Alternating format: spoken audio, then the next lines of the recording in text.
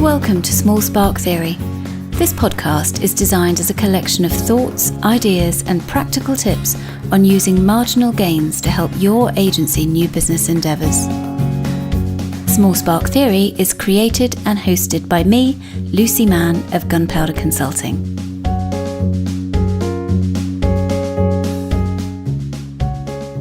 Welcome back to Small Spark Theory.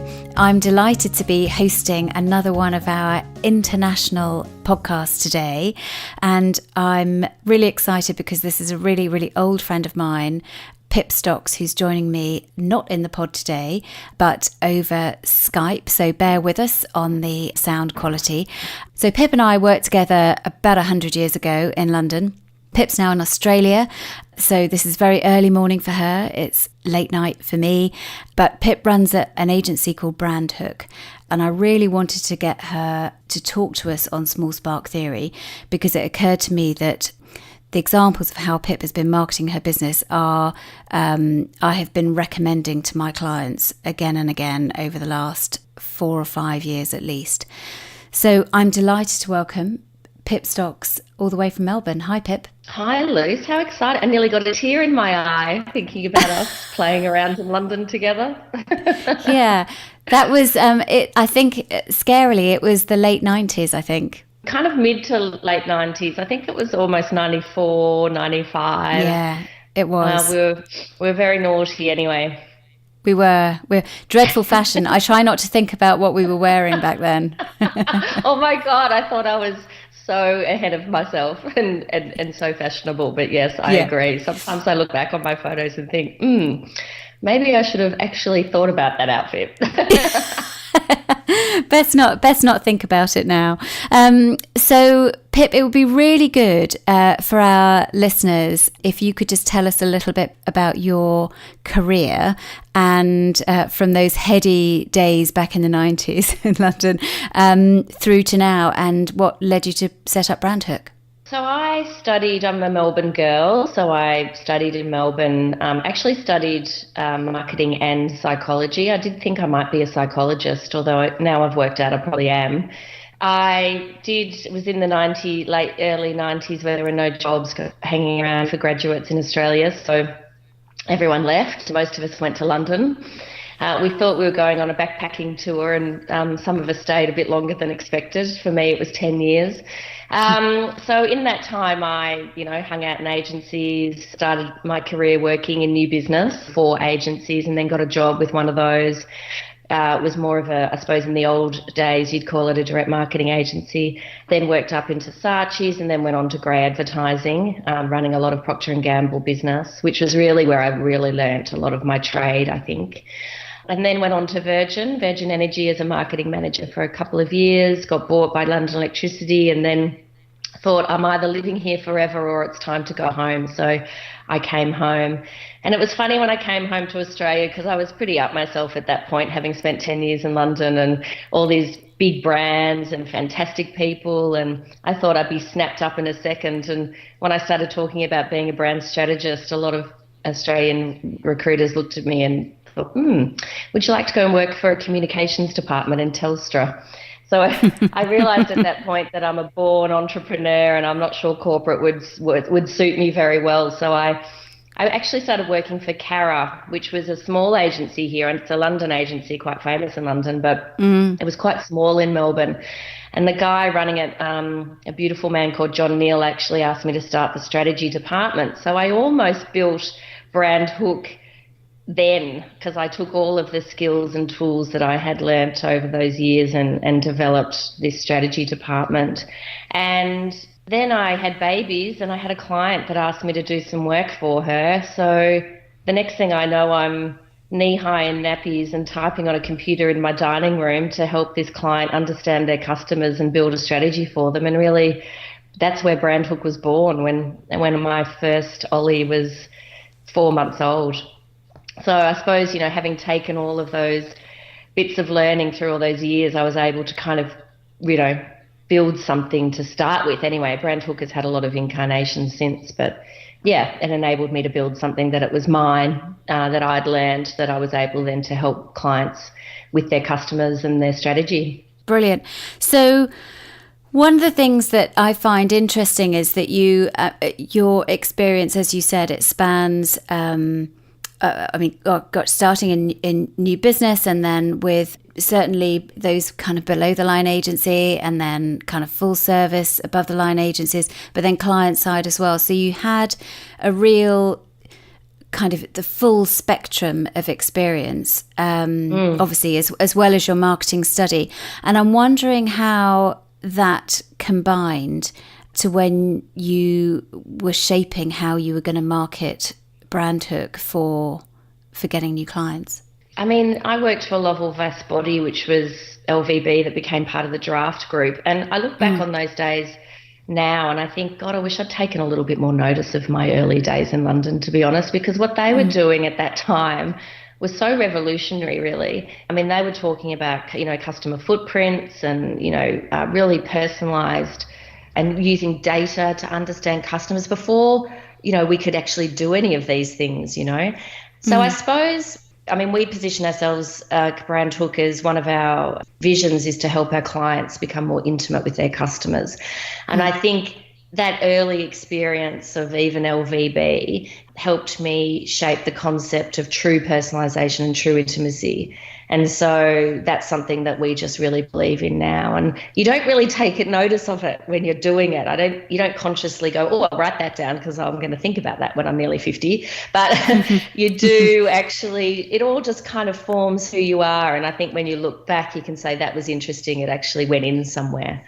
And definitely having a marketing degree and believing in the basics of customer insight and satisfying needs and building a brand that has a benefit, and those basics about how you actually build a brand certainly have shaped how we deliver our experience to our clients.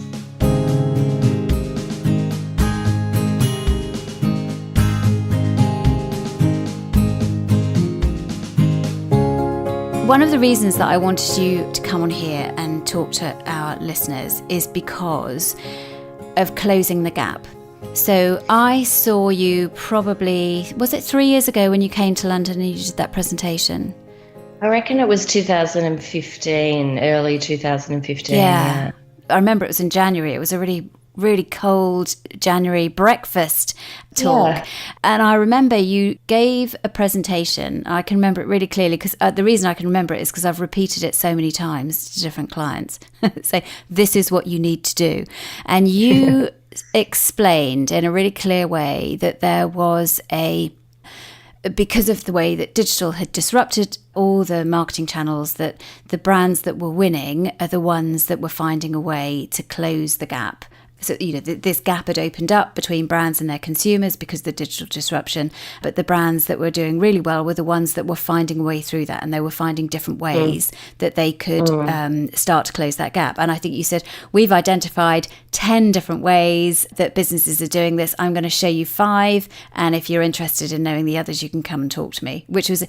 I admired your Aussie kind of ballsy way of presenting that. And they were really, really clear examples. I like the fact that you showed not only examples of Brandhook clients and how they were demonstrating that, but also other examples from other markets and other businesses. I remember I told people about Twillery so many times, the shirt brand, that when you buy a shirt, you send an old one back and they launder it and they give it to somebody who's trying to go for a job interview. Yeah. So you gave some really, really lovely examples. So I came away from that presentation thinking, gosh, this is how you do a bit of thought leadership. But then you continue to follow that up with blog posts on the same subject. A newsletter came out with more examples.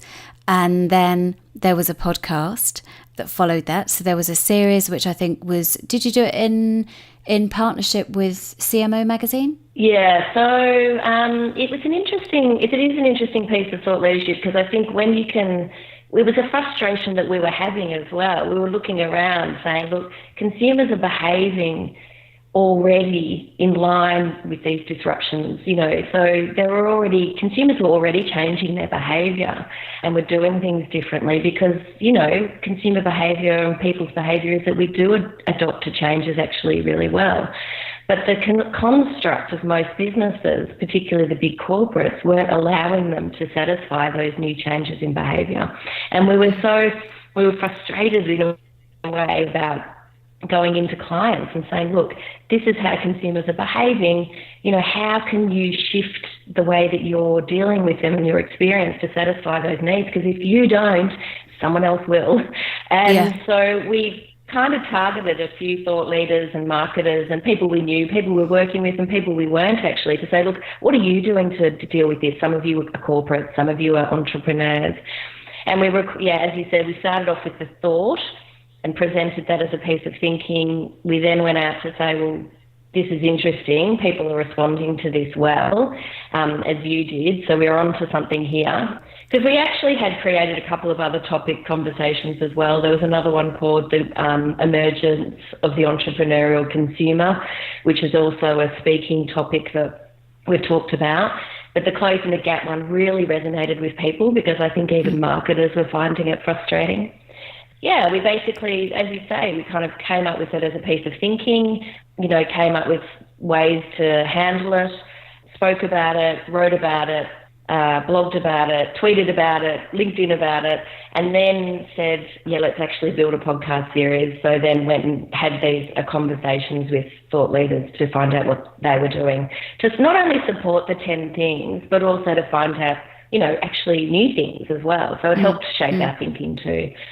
Yeah, then we basically got it transcribed into a book and gave it to people. We didn't sell it. It was really an opportunity to, rather than give a business card, we could give our piece of thinking around this. So it worked really well. But great marketing around it as well, though, because I can remember seeing, obviously from London, and I get your newsletters and I see you on social media, but the certainly from the outside looking in, you were all over the place being asked to speak, and there was a book launch and there were more kind of interviews with you all over the place, and you were on another panel. And so from the outside looking in, and I can imagine if I was a client that was getting your comms, I would have been just like, oh my God, I need to hire these people.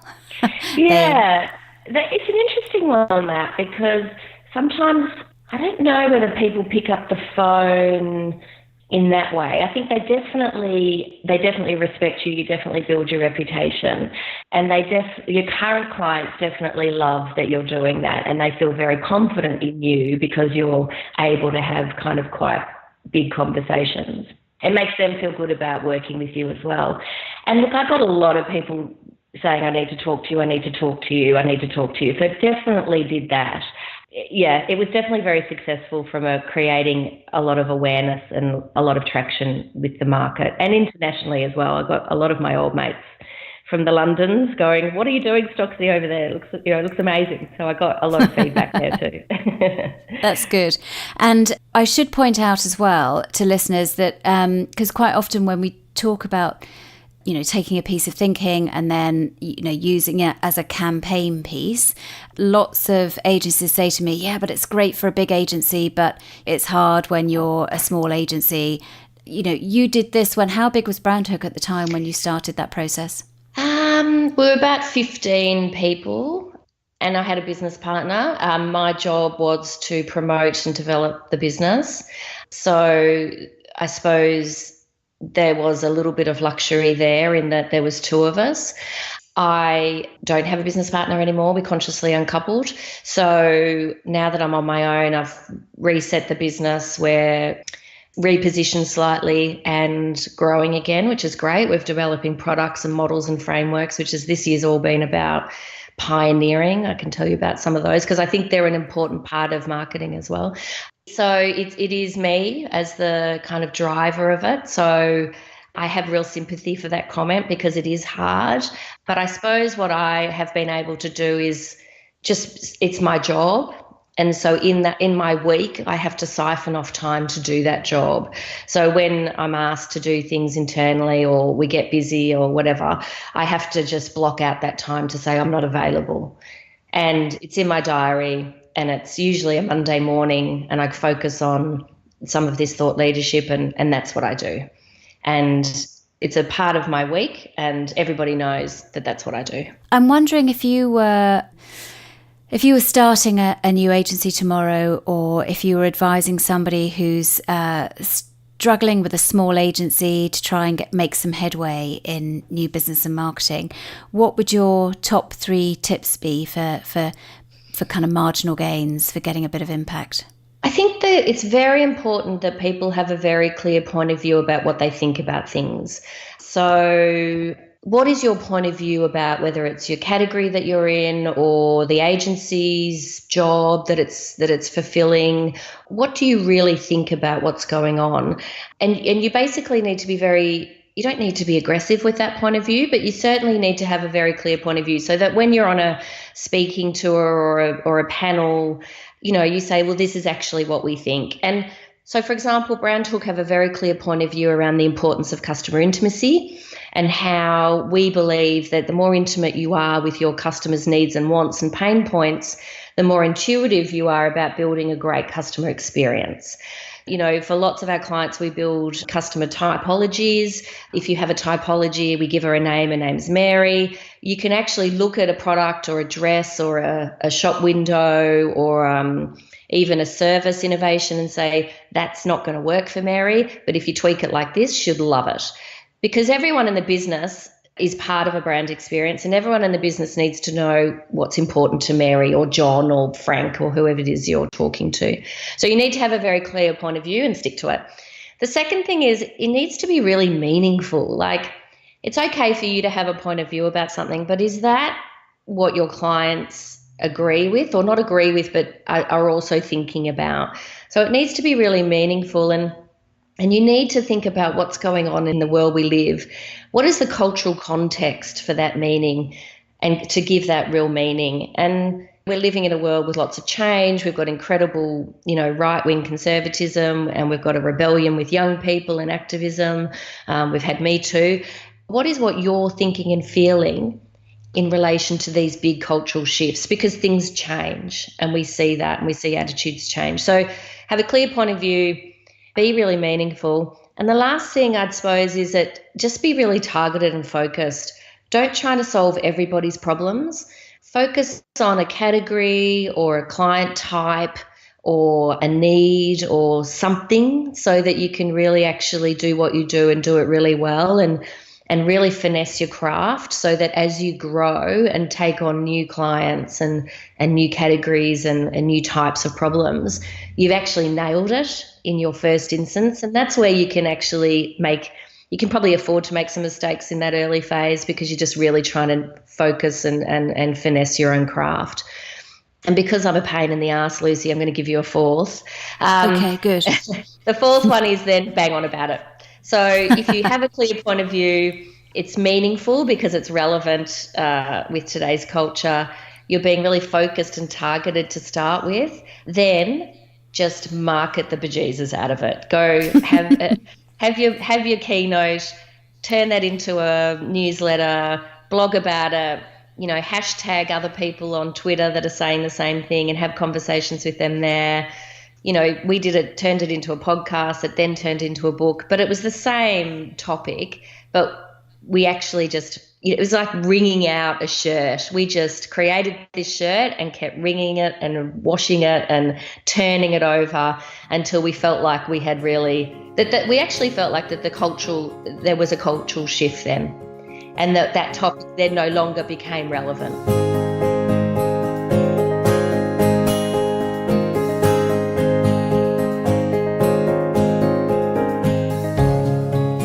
And I guess what you did is that you just owned the conversation around customer intimacy. That gives you that position where you're owning that conversation, and that's not actually generating lots and lots of new content every time. It's just repurposing and repurposing and repurposing. Yeah, and look, all of that takes time and energy, and I know that, it can be exhausting. I mean, Brandhook has had 15 to 20 people and now it's back down to 6 because we needed to kind of, reset and work out what we were and who we wanted to work with. But now we're back in growth and we're launching new products and all those kind of things. So I think it is about knowing that you've got a small portion of time, And actually this makes it easier because you're not having to recreate something every time you want to have a point of view. You know what your point of view is, and what you're just doing is finessing it, rewriting it, and banging it out in lots of different channels. Cool. Now, you mentioned about some new products and frameworks that you're going to be launching. Can you tell us a bit about those? Well, it's interesting because in line with your concept of content and the need for agencies to have a conversation, for me, it's not just about a topic of conversation. It's also about being relevant with your customers. It's also about satisfying their needs. So for us, our clients are talking to us about things that they need. So even in the repurposing of the latest podcast series, we worked out, which is called Getting Intimate with CX. Off the back of that podcast series, we created a model, a CX model, to help our clients actually assess whether their customer experience is hitting the mark. We then created a tool that's on the website, which will be again launched in January. It's a new business tool actually, where potential clients could go on and assess how customer intimate or how intuitive they are about their customers. And that's called CXO. And we encourage people to take the Brandhook challenge. We've also developed a product called Hearsay, and that is for junior clients or UX designers or founders to actually go out and have their own conversations with customers. So there's a little bit of training around how to do that properly. And then there's a platform where people can record, get transcriptions, get key themes, and that'll be launched again in January and February. So this year's kind of been about, resetting, working out what our clients need from us. And then next year, and so this year's been about pioneering, next year's about farming. We've got 3 or 4 really new products and frameworks that we're going to really cement into the marketplace. And I think that's another way that agencies can, keep themselves relevant, because they're not just having a conversation about a topic that's interesting. They're actually creating things that can help their clients. Because a lot of senior clients were coming to us saying, I want my junior people to have these conversations themselves, but they're not doing that. They're too scared. And we said, well, let's train them how to do that. We've got a 2-hour training workshop. Oh, okay. Well, then how do they actually do it? You've got cameras, you've got microphones. Okay, well, let's build a platform that they can then use to record, and it links back into the training. Okay, that's great. So it kind of all, if you're listening enough to what your clients are telling you, these things will just come up. Yeah. I feel like there's a whole other episode on listening to clients. Thank you for that. I'll park that and come back to that. And we may have to book in another call for that.